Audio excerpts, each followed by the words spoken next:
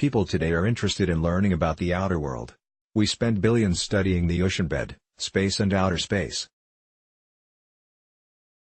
But at the same time, we do not strive to understand what is closest to us, our inner world. Today, many people prefer large-screen televisions. However, we can see that the larger the TV screens, the smaller the screens of our mind. It is our selfishness and ego that are shrinking the mind.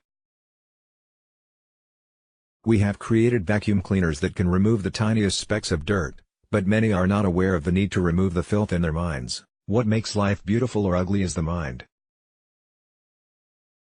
It is the mind that we need to beautify first. A long time ago, the Devas, celestial beings, and Asuras, demons, were constantly fighting with each other. They were living in two different worlds. But by the time of Lord Rama, the Asuras had come closer to the other world. Lord Rama was in Ayodhya, and Ravana, in neighboring Lanka. Later, the Asuras entered the families of the Devas. Kemsa was Lord Krishna's uncle. And now, the Asuras have gained entry into our minds. Only when we defeat these enemies, residing in the mind, can we attain real victory. The enemies include egoism, jealousy, greed and hatred. If we want peace and contentment, we must be ready to fight a big battle. But this is not an external war to be waged with guns and bombs, but an inner combat to be fought with weapons such as love, faith and self-sacrifice. There will be no bloodshed in this battle, only the flow of love and peace. No one can live without tension. There will always be tension in life, but we should not let ourselves become unnecessarily tense. We see birds flying in the sky. No one can stop them. Similarly, we cannot change many situations in life.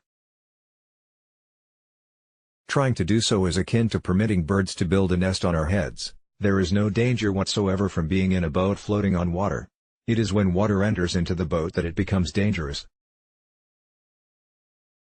Similarly, we are living amidst problems. However, we should see to it that these problems do not enter the mind.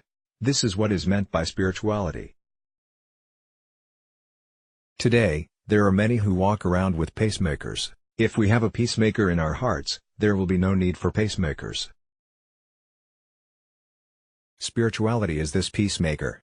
If we understand spirituality, we will be able to witness problems from a distance. No one else would have faced the kind of obstacles that Lord Rama and Lord Krishna met. However, they saw all those circumstances in the same way that a playwright sees his own play. The dramatist knows which scenes are filled with sorrow, and which will elicit laughter.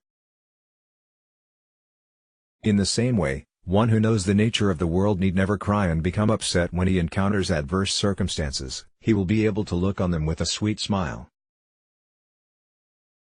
One who understands the nature of the world is able to regard both joy and sorrow, honor and insult as an unaffected witness. The ability to stand apart and witness the vicissitudes of life is what is called Sakshi and Bhava.